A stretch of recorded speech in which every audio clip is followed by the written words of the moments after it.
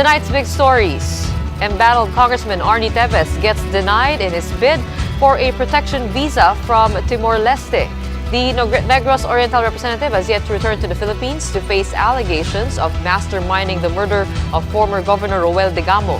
Teves is set to face formal complaints over the killing, with the Justice Department planning to cancel his passport to compel him to come home. And if you're planning to get your driver's licenses but have fears of not receiving a physical ID due to the shortage of plastic cards, fear no more. The LTO is all set to launch digital versions of driver's licenses via the DICT Super App in June.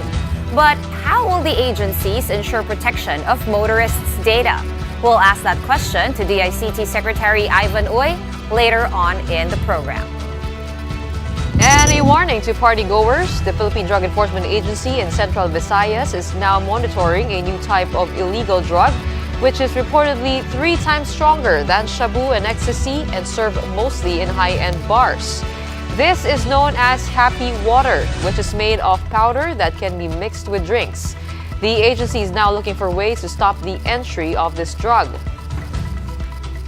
Welcome to the show. I'm Gretchen Ho. And I'm Sonia. Okay, Gretchen, big story I think today is, again, Negros Oriental for a couple of reasons. You've just said, of course, Congressman Arnie Teves getting denied his asylum in Timor-Leste, and also the postponement of the barangay and SK elections, which is scheduled for October this year. Well, for me, what I picked up from that story is that we finally found him.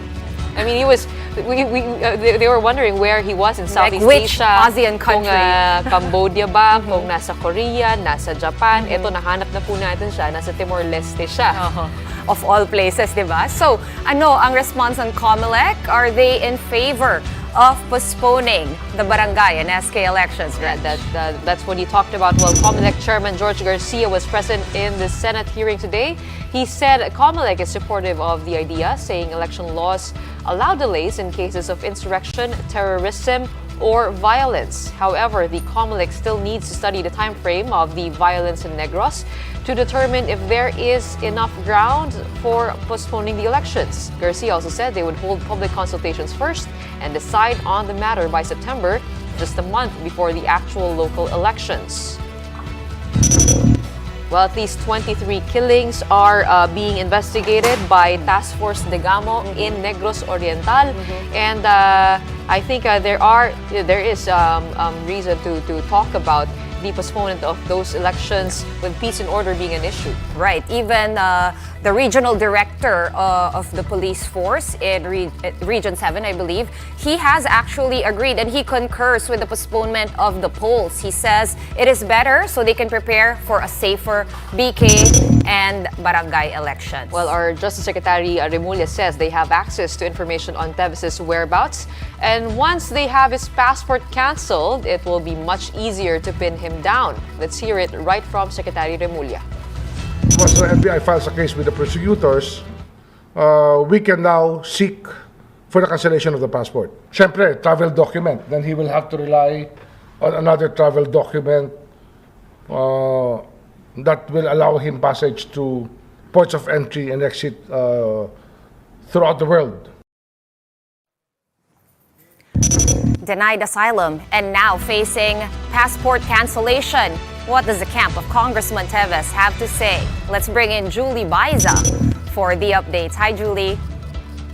According to Attorney Ferdinand Topacio, the legal counsel of Congressman Arnie Teves, they plan to release a formal statement on this issue soon. But for now, Topacio insists that there is no basis to cancel the congressman's passport. Topacio cited grounds for when a Philippine passport may be canceled. That is, if a person is a fugitive from justice, if he is convicted of a crime, or if his passport was fraudulently acquired or has been tampered with. Topacio says Teves does not fall into any of those categories. Recall that Teves was initially considered a fugitive before the DOJ backtracked on the label since there is no arrest warrant issued for him yet. For now, we'll have to wait on these developments to see what happens next. Thank you for that, Julie Baiza. All right, next big story natin, Gretch. Of course, the 42nd ASEAN Summit in Indonesia, it officially kicked off today. May group photo na nga. Alam mo yung from the leaders. So from the US, diretso dito from the US, straight to UK for the coronation, and now dito na sa ASEAN. Yes, right? 3 trips in under 2 weeks. So, gaano ka-importante nga ba itong 42nd ASEAN Summit? Gretchen, can you tell us the highlights of the opening speech? Well, the president urged ASEAN members to double their efforts in upholding international law in the region. The president has earlier mentioned that he will continue to push for the creation of a code of conduct in the South China Sea. He notes, though, that this remains a challenge because member countries have different bilateral agreements with China. Marcos also earlier said that ASEAN leaders must take decisive and responsive action on geopolitical issues and must be the master of its future. Marcos assures Filipinos that he will continue pushing for the creation of that code of conduct to resolve long-standing territorial disputes with China. You cannot subtract. When we talk about the issues in the West Philippine Sea, South China Sea, hindi magkakalma yan hanggang meron na tayong code of conduct. Kasi may code of conduct, lahat pa sa susunod lahat. Alam nga natin kung gaano kahalaga ito because China keeps on emphasizing na parang we should settle this in our own backyard.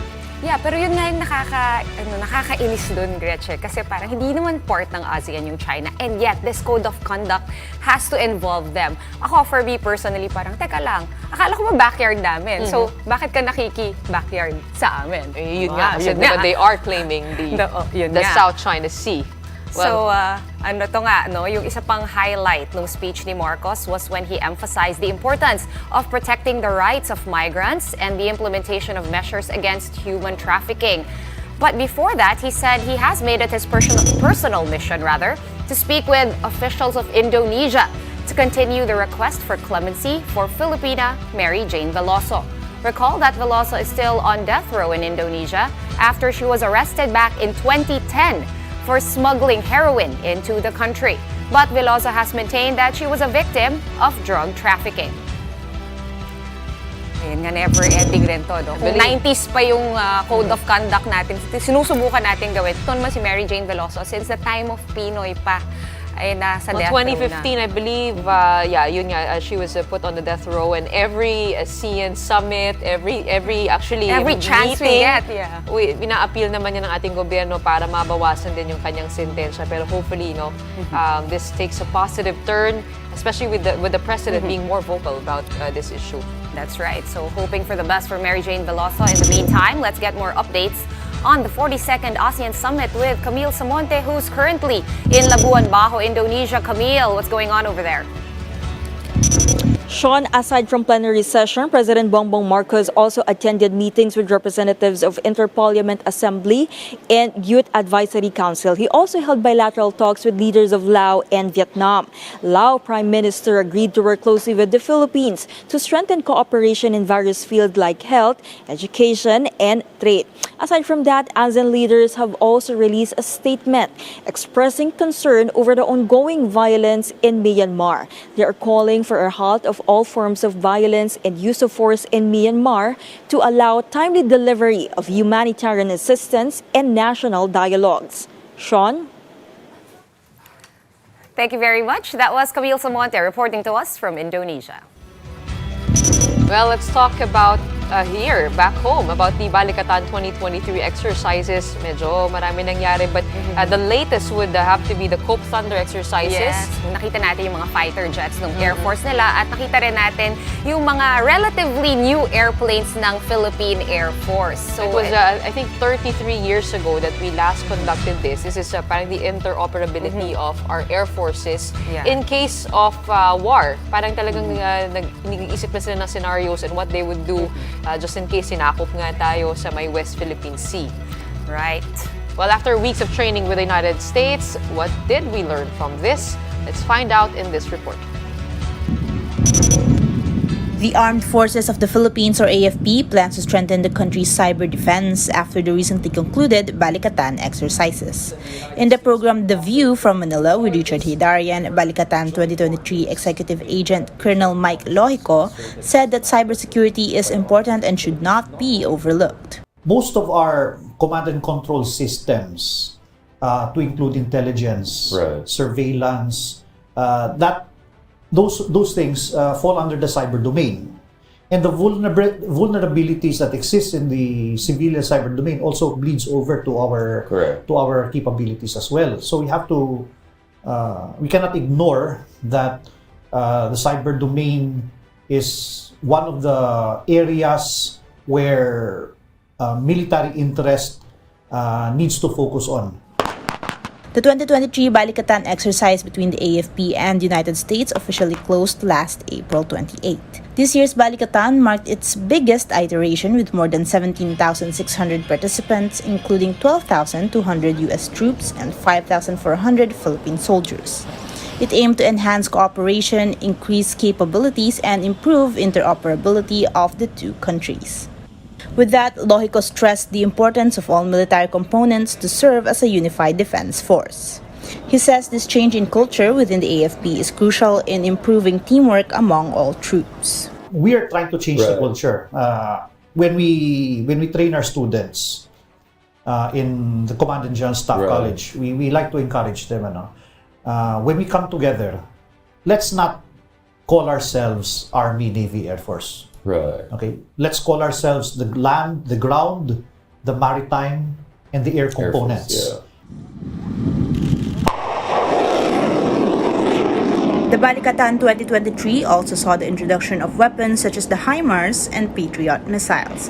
But according to Lohico, this is not for the U.S. to flaunt military assets, but to serve as a test drive for the AFP and to learn whether such weapons are worth procuring in the future. Lohico, meanwhile, also pointed out that Americans left Balikatan with the impression that Filipino soldiers are among the best in the world. I think we have too much pride to be anyone's little brother. We also have something to prove. And what I tell our people is that remember who you are. You're a Filipino soldier. A lot of our American counterparts, they leave the exercise with that impression that we are among the best in the world. Arian Kalumbiran, We Are One News. Well, catch the full version of that sit-down with Richard Herdarian on our new show, Long Conversations on One News, weeknights at 9:30 p.m. for more insights on politics, business, and culture. Up next, the Land Transportation Office will tap the services of the DICT in launching an electronic version of the driver's license. We'll speak with DICT Secretary Ivan John Uy about this when the big story returns. Keep it here on One News.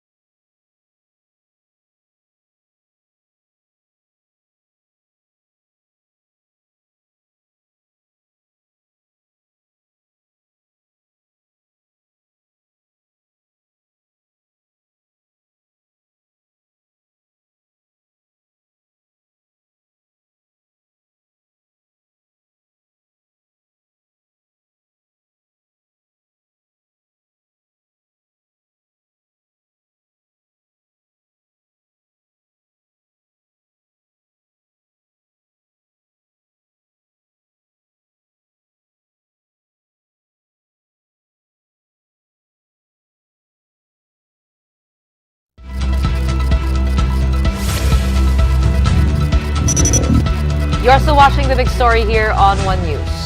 Now, we've all heard about the shortage of plastic cards for driver's licenses. So, as an interim solution, the LTO is all set to launch a digital version of driver's licenses by June. The digital license will be launched in collaboration with the DICT. The DICT is developing what it calls a super app where these digital license cards can be accessed. This super app will also serve as a government ID wallet, which Filipinos can use to avail government services like license and vehicle renewal, e-travel, land bank access, and many others. But the LTO clarifies that the digital licenses will not replace the physical ID cards. This is like an interim. Kaysa na papel ang i-issue, ay pwede naman siyang digital. So, yun yung nakikita namin na na rationality kung bakit naisip nilang gawing digital na rin ang driver's license. Kukuha ka ba niyan? For one, wala tayong gugupiting papel. So that's one Wala less tayong job, diba? lalaminate. Pero paano kung namatay yung battery ng phone mo? Yun nga lang, isa yun. At pangalawa, mawawala na yung kilig when you get your driver's license. You know, when you're a new driver and you get it. And, I mean, it's such an important document and one of the most used, most asked for. So, I mean, I think there are a lot of gaps that we still need to find out. If you're Gen Z and you're just about to get your license cards, parang feeling ko sanay na rin naman sila sa mga, mobile life. Pero paano kung wala kang cellphone at galing ka sa probinsya? Ayun lang. Well, here to join us for a discussion on that and the super app and digital licenses, we have with us on the show DICT Secretary Ivan John Uy. He is joining us over the line. Welcome to The Big Story. Hello. Hello, hi, Sec. Can you hear us? Hi, good evening, Sean. Good evening, Gretchen. Good evening, Secretary. Okay, first of all, I'll just start off with, the recent happenings. Yesterday, yung GCash, meron po nangyaring phishing doon. And so many, I think, instances over the past where hacking has happened. First of all, how do you ensure security over the data that is or will be included in the super app that you're developing, specifically also with this driver's license? Well, when we speak of cybersecurity, it actually entails our compliance with international standards. And so far, what's been happening is a lot of apps and a lot of systems transferred from the physical to the digital space during the COVID pandemic. So during that time, for survivability of the businesses, and services, a lot of these apps were developed without really considering the security aspect of it. They just wanted it to be out because it was immediately needed because of the non-physical contact nature of the pandemic. So that's why we're seeing many instances where cybersecurity is now being considered actually as an afterthought instead of security by design. Okay, so would you say that your approach here is different and has a privacy assessment or impact assessment been done with this app? Yes, actually, before we deploy the app, it has to be secure. We call it security by design. That means when it was designed, the app, it has privacy and it has security foremost, in the development. And we continually improve on it because we do have security experts that do what we call vulnerability assessment and penetration or testing. So VAPT. This is a hardening of the application or of the software by continually assessing its vulnerability and using different tools that hackers use, and actually, in fact, quite often employing white hackers in order to see whether there are vulnerabilities or there are weaknesses in the system. All right, after going through these security preemptive measures that you have done, we understand, Secretary Uy, that this app has been in development for a while now and is actually currently in the beta testing stage. Can you tell us how this beta testing has been going so far? Have there been any weaknesses that you have pinpointed? And is this really ready to roll out next month? It's continually being improved, and as with any software, beta testing is essential. If you're aware, even if you use Microsoft products like Windows or 365 or Office, and even when you use the initial versions of Apple iOS, you would notice that every now and then there are bugs and there are continuing updates that you would receive from any of these providers. So that's really how cybersecurity and the development of these services and apps work. It will require regular updates as more security features are put in place, because security is not something that is stagnant. It is always evolving. The criminals would always find new ways of going around your security, and our security team will have to consistently monitor those possible weaknesses and do countermeasures there. The same thing as when you build physical security, whether it's, let's say, building a bank security, you also constantly evolve as criminals develop new ways of penetrating or disabling some of the security features in a physical security environment. Secretary, I just wanted to clarify something about the driver's license. Sabi po dito, interim measure lang po ito. What does that mean exactly? And what other identification cards can we expect to be included in the Super App? Well, biglaan kasi itong LTO, no? Because we've been developing this Super App in order to address eventually our identity verification, our what we call eKYC, Electronic Know Your Client or Know Your Customer system, which actually looking forward to the deployment eventually of our national ID, and then integrating or putting in all the different forms of ID, such as, well, of course, one of them is a driver's license, your SSS ID, your GSIS ID, Pag-ibig, PhilHealth.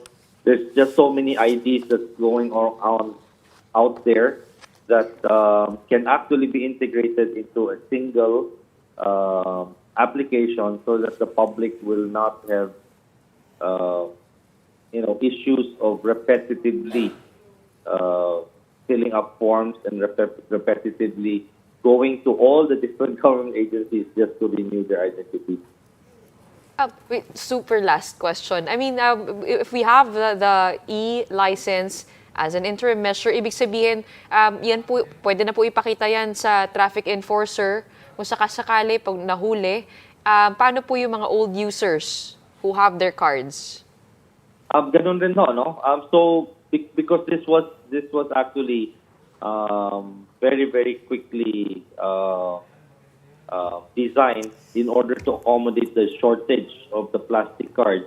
But eventually, the digital driver's license should be integrated into a more robust and seamless ecosystem, meaning that it's not merely a picture or a facsimile of a driver's license, but that it will be integrated, let's say, in your single ticketing system, so that, let's say, the law enforcer, using his mobile phone, can scan your digital ID from your mobile phone, and they will now be able to retrieve whether you have existing violations that have not been paid, whether any of the other information that the traffic enforcer would need.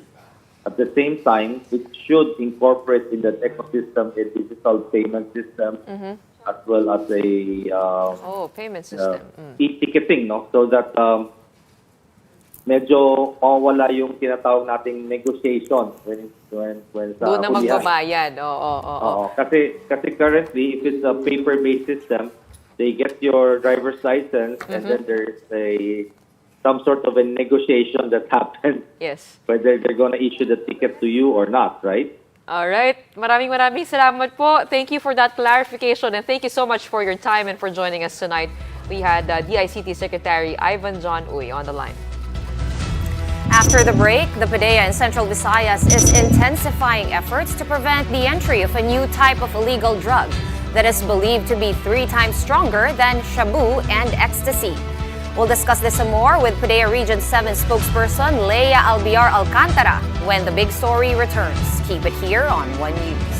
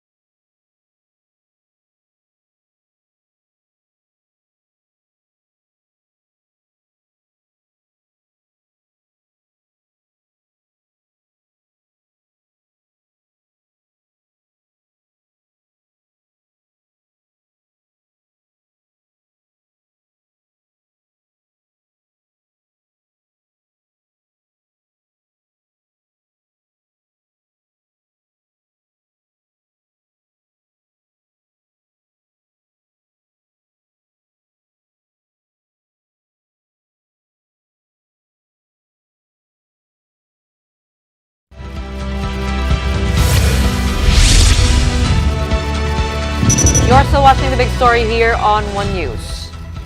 Eto, sa lahat ng mga mahilig pumarty-party dyan, konting ingat din po tayo because PDEA officials are on the lookout for a new kind of party drug that's on the rise in some countries around Southeast Asia.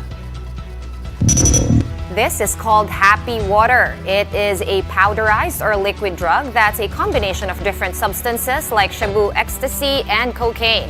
It is usually dissolved in cocktails and are reportedly already available in countries like Thailand and Myanmar. Authorities are now closely monitoring party clubs, bars, and other nightlife venues, particularly those in tourist destinations. Marami po siyang pangalan namin. Happy Water, kay Powdered Milk, Tusi or yung Pink Cocaine. Actually, it's a party drug. So, more on sa makikita po natin sa mga parties. To talk to us about this new party drug, we have PDEA Region 7 spokesperson Leia Alcantara. Good evening. Yes, Miss Gretchen, Miss Sean, mayong gabi Hello po, ma'am. Mayong gabi. Ma'am, can you tell us more about this drug? How sure are we that wala pa ito sa bansa, yung Happy Water nga po na tinatawag? Yes po.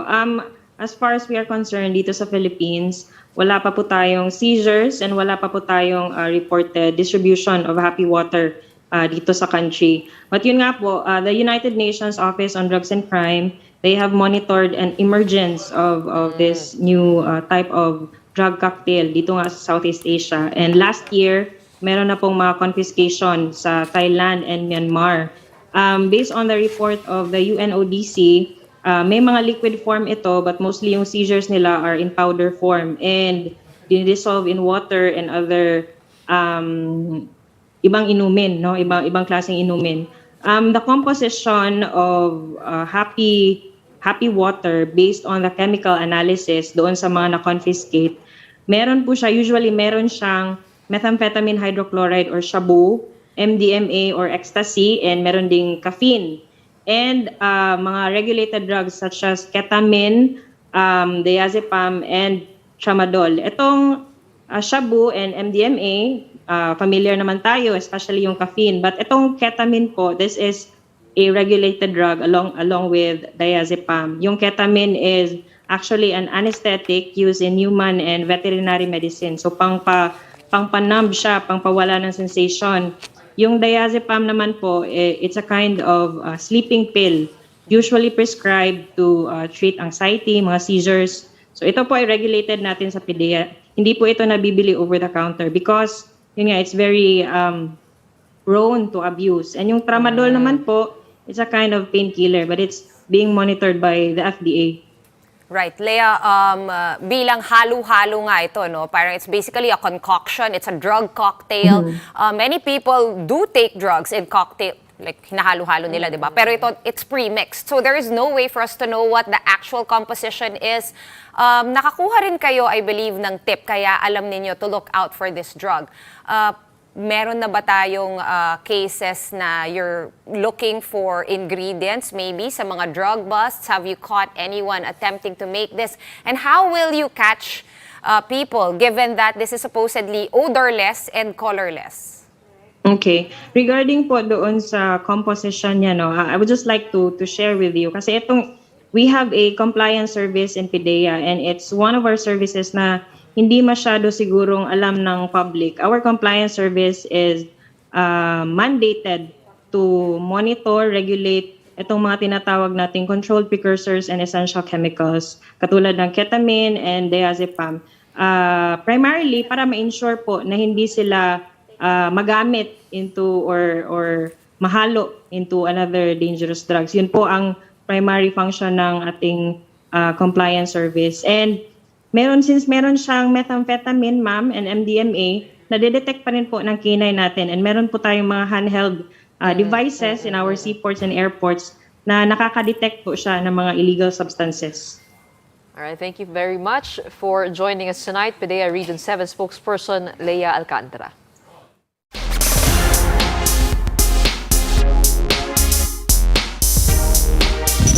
Another day in the Southeast Asian Games. Let's check out some of the major games that transpired today.